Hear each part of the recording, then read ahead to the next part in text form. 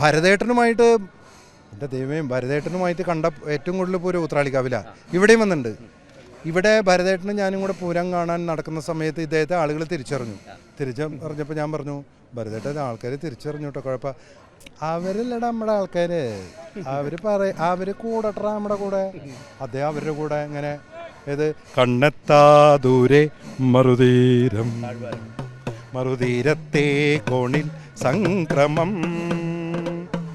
തിമിലക്കൈ താളം കാവിൽ കൊണ്ടാടും നേരം ചിറ്റാരം കാറ്റിൽ മർമരം. ഭരതേട്ടൻ, അതുപോലെ പവിത്രേട്ടൻ, നെടുമുടി വേണുചേട്ടൻ, കവാലത്തെ ഓർക്കാം. അങ്ങനെ ഈ വക ആചാര്യന്മാരുടെ കൂടെ വേണുചേട്ടൻ ഞാനും കൂടെ പാറമേക്കാവിൽ 10 മണിയുടെ പഞ്ചവാദ്യം കേൾക്കുന്നുണ്ട് പോവാണ്. അപ്പോൾ ഇതിൽ നടന്നു പോകുമ്പോൾ ഇതിന് കുഴിക്കേണ്ട ആൾക്കാർ വെടിക്കെട്ടിന്. അപ്പോൾ വേണുചേട്ടൻ അവരുടെ അടുത്തെത്തിയപ്പോൾ ആളെ തിരിച്ചറിയാതിരിക്കാൻ ഇങ്ങനെ നടന്നു.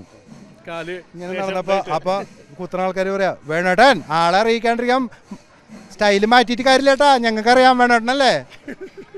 വേണുചേട്ടൻ ഏത് അവസ്ഥയിലേക്ക് മാറിയാലും വേണുചേട്ടൻ ചെയ്ത ക്യാരക്ടേഴ്സിൻ്റെ ഡിഫറെൻറ്റ് ബോക്സ് നാട്ടുകാർക്ക് അറിയാലോ. അതുപോലെ പിന്നെന്താ പറയുക, ഒരുപാട് കഴിഞ്ഞ കൊല്ലം വിജയരാഘവൻ ചേട്ടൻ ഉണ്ടായിരുന്നു. കുട്ടേട്ടൻ അല്ല, വേണുചേട്ടനാകുമ്പോൾ ഇതിൻ്റെ താളത്തിൻ്റെ ഉസ്താദല്ലേ, മാരക താളത്തിൻ്റെ പിടിപിടിക്കുന്ന ആളല്ലേ. കാർമുക്കിൽ കൊമ്പനാന പുറത്തേറിയേഴും നള്ളും മൂർത്തേ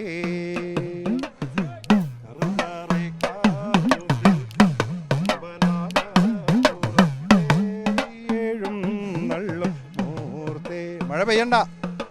ചികി ചികി ചക്കം ദൈ ദൈ ചികി ചികി ചക്കം ദൈ ദൈ ചികി ചികി ചക്കം ദൈ ചികി ചികി ചക്കം ദൈ ചികി ചികി ചക്കം ദൈ. അടുത്ത വരി പാടില്ല, മഴ പെയ്യും.